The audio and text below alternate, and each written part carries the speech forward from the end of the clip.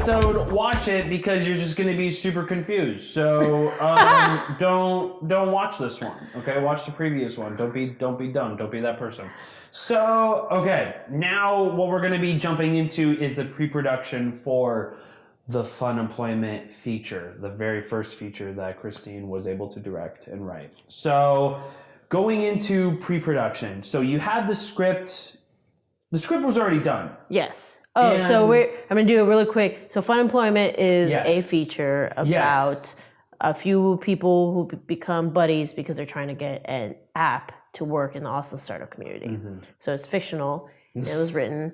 And we started filming in 2013. And we are going to release it very soon.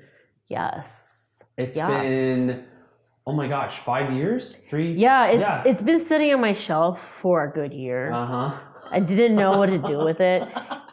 And part of it was because, within those last 2 years, I've improved significantly as a filmmaker. And then as any artist, we want our best work to be shown. And, I was like, this is not like my best work now, but anyone's first feature is never going to be their best work, I would assume. But then I have yet to write my very first good feature, which will be a very long time for that. But then I realized, just talking to you, just how special the film was because of all the crap that went on behind the scene in a good way. We learned so much from it, and I think what people will actually benefit from the release is this podcast and all these behind the scenes commentary is more the process of how it was made. And it is supposed to be to inspire everybody out there who wants to make a film that it can be done. It can be done for very little money. It can be done with very little experience. Very little experience. It will not be a good film necessarily. No. However, you will learn a lot. You might actually come out with a great film or something that's fun, which I feel like FUNEMPLOYMENT is a pretty damn good film. I don't know. And FUNEMPLOYMENT is a fun-ass film, too, because of the fact that, and we're going to go into the pre-production, but just to kind of blow smoke up your ass for a second, I remembered watching this movie, and I was thinking to myself, this is a film that needs to be celebrated everywhere. This needs to be a movie that is primarily for the audience who is not familiar with filmmaking, and they're going straight into filmmaking. Like, this should be the matriarch of anyone who wants to get pursued. If they want to pursue filmmaking, if they want to pursue writing or anything in a creative field, definitely watch the work of independent films in general. Just watching independent films does make a difference, especially creatively, because what it really comes down to is a script, right? So if you have a really good story, use it, run with it, and with FUNEMPLOYMENT's case, the story about, having this guy who essentially showed up to work one day and he's fucking fired. That's it. Yeah. And he's worked at the job for X amount of years, and he shows up to work and they said, all right, dude, sorry, you're laid off. You have to pack up your shit and go. Yeah. And you don't know who you are anymore and what you want to do. So going into the pre-production for that, you had the script, and then what happened? Okay, so we had a script, and we're like, we want to shoot the script. Right. But we need money. And so a lot of things happened before I actually even got money. So we were going to just shoot it with DSLRs, like what I had, basically, Canon DSLRs. But somehow I met up with now a good friend, Ase Bansu, who was like, I just bought the Red. Do you want to use it? I was like, what? What's a Red? Like a red, the color red? What do you mean? The Red. So he had the Red Scarlet, and he let me use that thing for free. Wow. For the whole shoot. I mean, he absolutely, that was the coolest thing ever. And it took you how long to shoot? So it's really funny. The first 20 minutes of film took the first 1 day of shooting. Holy shit. Because we thought that we were going to lose the location that we were shooting the whole thing in. And so I Moth and Flame was part of this incubator that UT has for startups. And I was able to, now I'm look back, I'm like, damn, we had prime real estate for free. And I didn't take advantage of it enough. Yeah. It was downtown. You guys spent an entire day. Yeah, just we trying to were figure it out. downtown on Lavaca Street, like literally 15th Street, prime real estate, and I had an office there for free. And yeah, so, and the funny thing was I wasn't even at the office for most of the time. But now I look back, I'm like, that was stupid. I should have just lived at the office. But we had that location, and I was like, this is the perfect spot for fun employment to take place, basically, because it's a legitimate startup incubator. There were a bunch of startups. Favor, you might have heard, started its roots in there. Really? It started there? Yeah, they were like two wow. doors down from me. Yeah, it's super cool. Wow. And some Holy other shit. other startups as well. And so that location, the incubator was going to shut down, and it was like they were going to shut down in like a week or something. And we were like, shit, like there goes our location. Guess we're going into production like right now, even though we don't know anything. But we have a camera. And so, yeah, we had a camera, and that's the extent of what I knew Just the had. That was it. We have that, so we're going to shoot something. Fuck. And so the first part of the film Talk about guerrilla filmmaking. Yeah, was shot with just went right into production. Like, just now I look back like, man, I was so stupid. But yeah, we shot it. Why was it stupid though? Why was it? Because now the more I know about films, the more I prepare. You know, I spend months prepping for a short film. Months, like 3-4 months ahead of time prepping, you know, getting all the little pieces, getting logistics, make sure we have food, the right crew, make sure I had no shot list. I didn't know what I was doing. I had no shot list. There's no call sheet. No call sheets. No.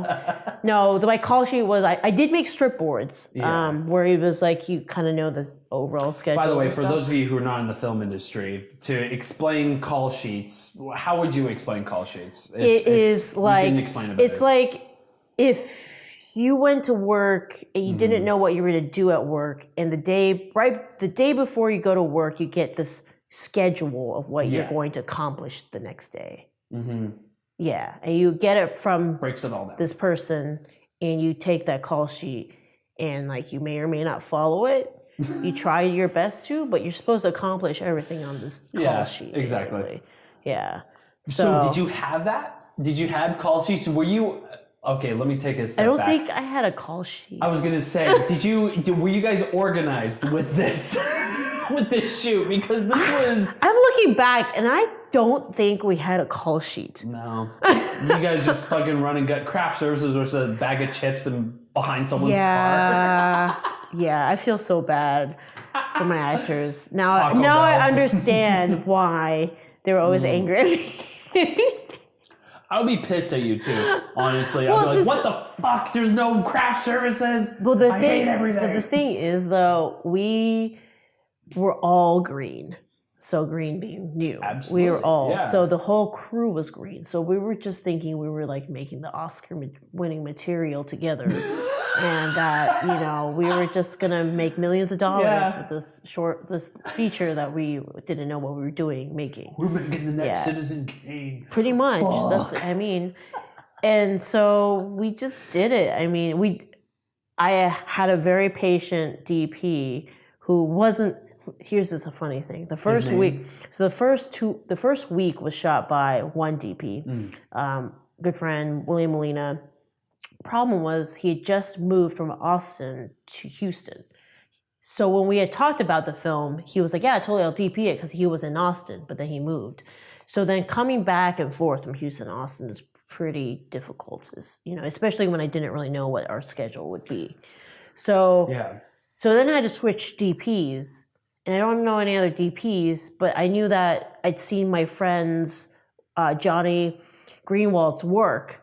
He's primarily did visual effects and directs now and stuff like that. But I was like, hey, do you want a DP? He was like, guess so. So then he started, so he became the DP.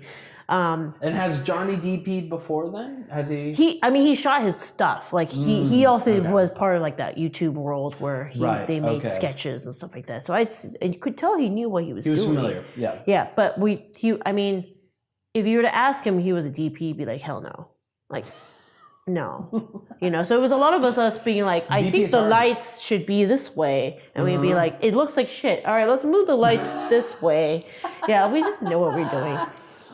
And so we went into pre-production. We shot the thing. We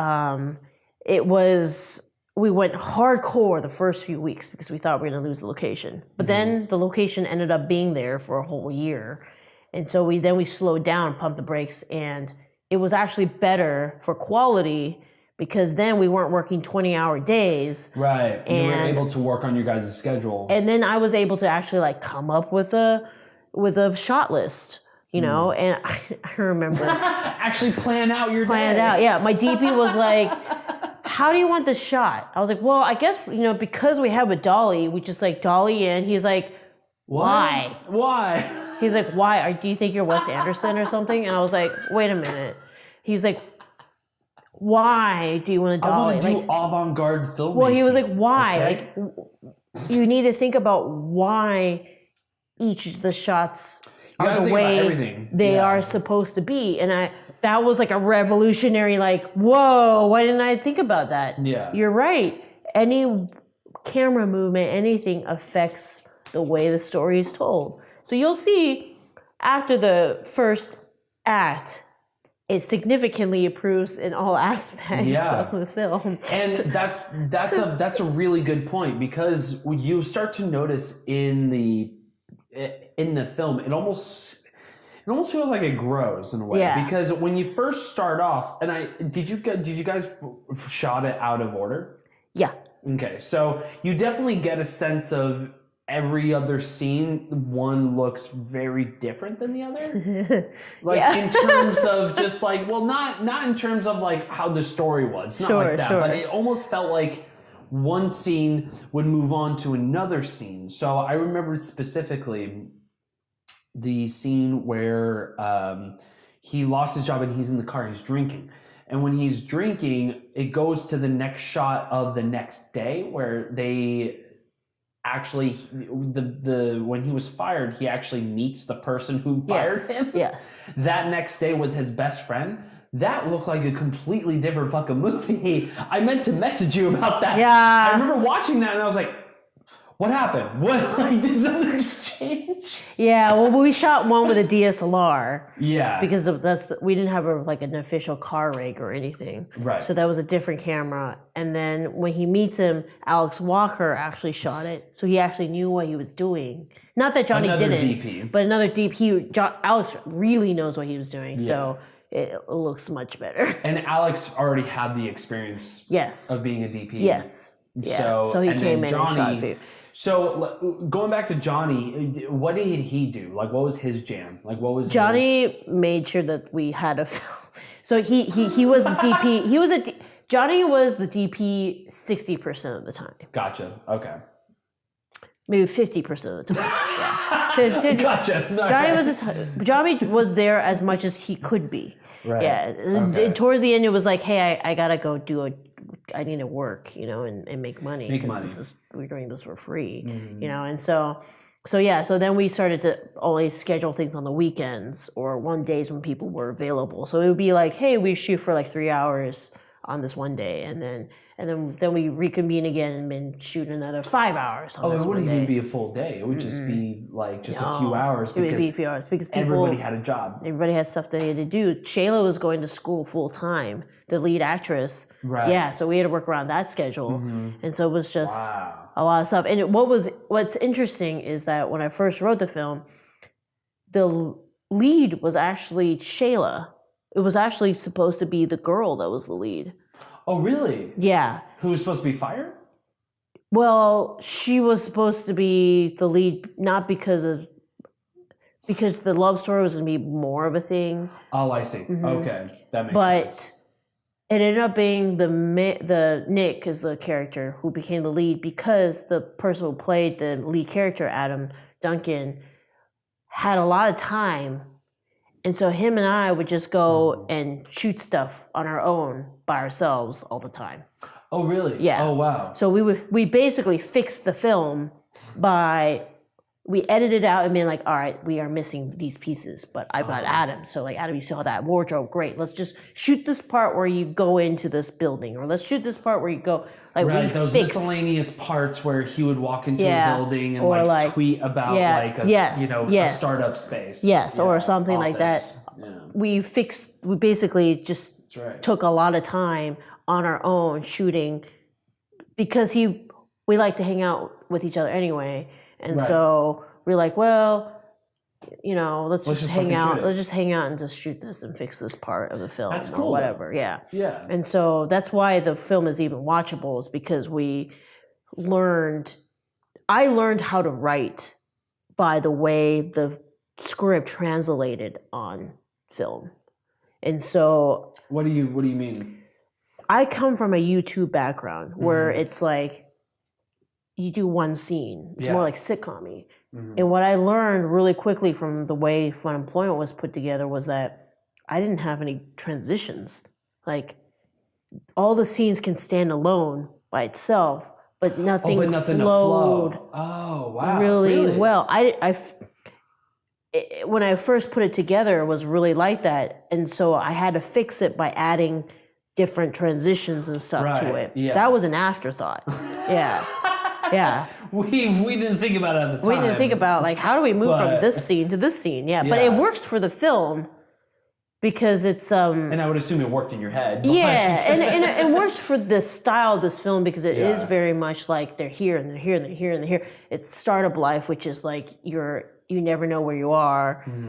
You could be meeting at a coffee shop, you could be meeting at, so it works for the style of film, surprisingly. But it does, and it worked out very nicely. Yeah, but that's how it came to be. Where that's why he became more of the lead, because I had access to him more and could really massage the story. To massage the story for it to work and make sense coherently, basically. That makes sense. So, but yeah, no, we went into pre-production without much planning at all. I'm sure it'll be very funny when we bring the actors and they say what a shitty set it was. I'm excited, man.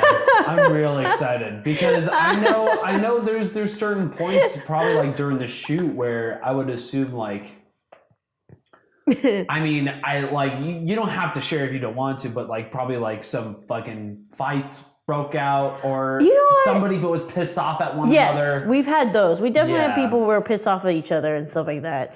But would it be immediately resolved? Yeah, for the most part, everybody on set was like, they knew what they were coming into. We didn't sugarcoat it. Rule number 1, if you're going to make an independent, low-budget film, do not sugarcoat it to your cast and crew. You tell them, this is a low-budget, independent film, so that they expect the worst. Yeah, exactly. And then you wow them with maybe some good craft services, or like, I started cooking and then everybody was happy. Yeah, everybody was happy.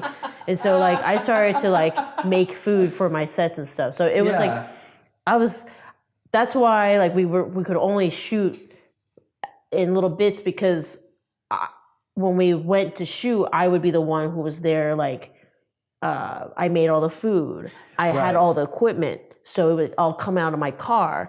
After we wrapped, I wasn't wrapped because I was plugging in batteries and making sure we had all the equipment and stuff like that. I was DIT, so I was in charge of all the data and stuff and organizing the data and like,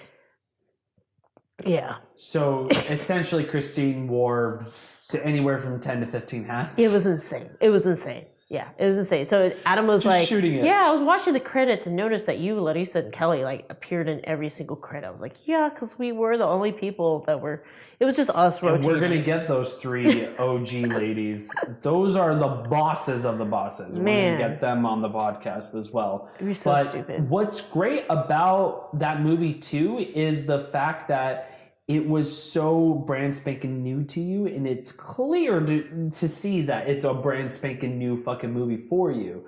But the coolest thing about it though is that you had your own little thing. Wherever it is, you had your own little thing. And it's hard to pinpoint where it is throughout the film, but you had your little style or yeah, like you had your little touch in there here and there. Yeah, I mean, I learned because it's very everything. specific. Yeah. I learned so much from that film. I learned why it's important to frame shots a certain way because it helps tell the stories differently. Why it's important to write a full script. Why it's important to have call sheets and schedule and pre-production. Yeah. Okay. Yeah. So why sound is important. Yeah. I mean, I just learned all these things. So we just went straight into pre-production, and it was like 2 weeks of like insane, like 20-hour, 21-hour, like ridiculous. Thank you so much to my actors for not killing me. That's all I can say. Yeah, fucking A. And my crew. Those times were all over the place. I don't know how. I complain now if we go like 1 hour over 12 hours. Yep. I'm like, this is more than a 12-hour day. This is not how we should be treated. It'll be like half hour past the 12th hour. And Christine will be like, okay, so are we done? Like, is this it? We're done now, right? And now I look back, I'm like, holy shit, my sets were all like 20-hour days. Yeah. Like, I was terrible. Well, that's because you worked on the movie literally from beginning till night. If anything, you were like 7-Eleven. You were working 24/7 on that fucking movie. I was. Just on that flick. And you were, I would assume, losing sleep because you're just trying to figure out how the fuck am I... One, how the fuck am I going to finish this? Then two, how am I going to finish the script? And then also three, is this going to be good? Yeah. Is this going to be good? Yeah. And you have to make that risk as a filmmaker always. Yeah. Every single we project. just went for it. And Fucking then A. we shot the whole thing, and then I was like, oh, I need money to like do post-production. Only for post. Only for post. So shit. I think the production itself, I think I spent like $5,000, my own money, Right. to make it because the camera was free. Everybody was working for free. Essentially. Some of the actors were paid, but for the most part, everybody was working for free. So you were just paying for locations? No, food. Food. $5,000 worth of food, pretty much. Yeah. $5,000 worth of food. We shot for like 40 days, so That's true. So like if that I'm makes keeping sense. people for 20 hours, I'm feeding them essentially breakfast, lunch, and dinner. You know. But even that, So then I was like, oh shit, I need to raise money because I actually need to do some major sound design and issues and stuff. And here's something: when your art director was the sound person on your film. That's right. Kelly Penna, art director, boom operator, Kelly Penna. Something is not going to be right. No, it's not. The sound sounds great now because we fixed most of it and everything. Sound is fine. Yes. The sounds good. Yeah. And also, sounds great. Towards the end of the half, Jason Cates got forced to do sound, and he kind of has like a natural gift of doing sound, and so everything was great afterwards. You're right. But we have the rare picture of Kelly Pennar, who only does art production now, doing sound. It's very funny. Yeah. Yep. And actually, funny enough, I want to get her take on it too. But like, I remembered when we did the 100-hour film fest, she was also a boom operator. Oh too. my god! So she also did it. But yeah, man, that's awesome. And then Larissa also wore many hats. Too. Yeah, she came designer. in. Yeah, she came in as an intern. And then she. How did you meet her? Where did that come to be? I know how you met Kelly, but made not a commercial for Girl Scouts. Her mom was working at Girl Scouts. She's like, my daughter wants to get into film. And I was like, oh, sweet. And so I met her, and I was like, what do you want to do? She's like, I'm a writer. I was like, you're a writer? I was like, help me with my script. And then, yeah, pretty much. And then, because I couldn't get through to the end of the script, so she helped me with like a lot of the scenes and basically breathed in new life to the script that I was really sick of already. Yeah, so she helped me with the script and then came on set, and she ended up doing script supervising and stuff, which she now does full time as a script supervisor. So I often joke with Adam that if film life was like Harry Potter, I would be the sorting hat. Yes. I'm like, I think you are an art person. Hufflepuff! Art. Pretty much. So you got Ladisa, then you got Kelly, basically doing everything. Yeah, about the we film. shot. We would basically rotate. It would be 5 people would always be consistent. Kelly was usually always there. Did the talent do any crew stuff too? I could have sworn I read something yeah. No, about they that. totally did. Like On the Adam credits. carried shit and stuff Adam, like yeah, that. Yeah, okay. everybody did some crew stuff. So yeah, so I would I was always there. Kelly was always there. Jason Cates for the most part was always there. Johnny Greenwald was usually pretty much there, except for parts of it, and then Right, 50%. Yeah, 50%. And Larissa was sometimes there, and so like between all of us, and then there will be people coming in and out. So there were like that one person that was like, "Films should be fun," and then comes for one day, it's like, "Nope," and then leaves. Well, yeah. Yeah. So I had a lot of those who like came in and was like, "This is it's gonna be Hollywood," and like, "Nope," like left.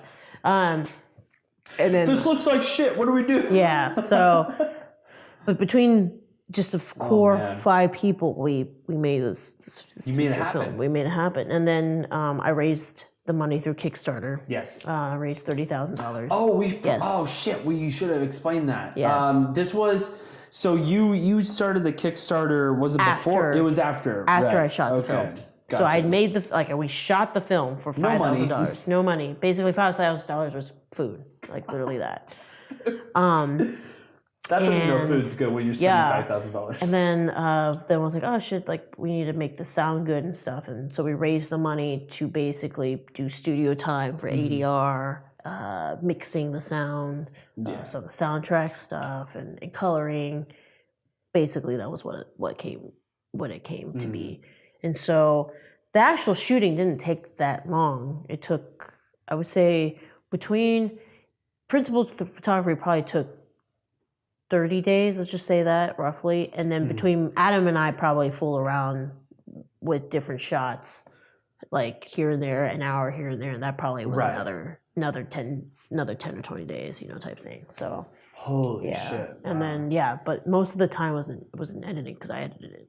So but I'm glad it did because that's how I'm a better writer because you took I the learned time. I learned from the script what works and what doesn't work on camera because I'd see it. I'd be like, wow, on script, this 3-page monologue seemed really good idea. It's funny how a script like that can teach you the fundamentals of writing. And then I'd watch the screen and I'd be like, this is so boring. Like, why do I have this whole scene? I'm falling asleep already. Yeah. So then I learned to be like cutting. Then I cut a lot of stuff and I realized, oh, that's why you don't have like 4-page monologues and stuff like that. So yeah. So I learned that. And then I learned about writing in transitions because I had no transitions and I had to figure that out. No transitions. And filming. Because you didn't know how to move on from one scene to the next. Yeah. I don't know why it was so hard. And then, Did you copy scripts? Like, did you ever like read another script and be like, oh, this is how you format it. This is how you're supposed to string it along. Later. After this project, I was like, I need to actually learn, how a script actually works. Yeah. But no, we made it just on the fly, basically. On the fly. Half And the time. that is that's probably the most beautiful way of filmmaking. So basically this whole podcast could have been summarized with, so what about development? There was none. There was none. It was just In mostly... conclusion, there was none. There's no preparation. Instead, it was mostly Christine just be like, you want to do this? Yeah. Oh, okay. Are you free this day? Okay, Yes. let's do it. All right, let's fucking do this. Let's shoot it. In conclusion, let's just summarize this podcast. Well, how was the pre-production and development process for employment? Oh, it was great because there was none. Exactly. The There was end. none. End of podcast. Yeah. This would have been like a 20-second podcast. Wow, we Move did on. it, you guys. So on the next episodes, proceeding after this, man, we're gonna get more guests. We're gonna get the other parts of our team. the cast, everyone. We want to get the DP. We want to get Kelly. We want to get Ladisa. We want to get even video calls from Daniel Siddiqui, who came up with the story with Christine. And even see the how talent, terrible, too. what shitty things they're gonna say. Yeah, they're gonna talk so much shit about Christine. It's gonna be great. It's gonna be a good time. Stay tuned for it, you guys. Yes, and if you want, make sure we're gonna reveal when we're going to actually show the film. If you want to learn more about it, go to areyofunemployed.com or mothaflamefilms.com. Mothaflamefilms.com. Are you funemployed? Are you funemployed? Areyofunemployed.com. So Sweet. yes. Did you want to start any like a podcast Twitter or something like that? Yeah, or? we can do that. Okay. Cool. We'll do something like that. Yeah. That's it. Yeah, it's so funny. I think about it.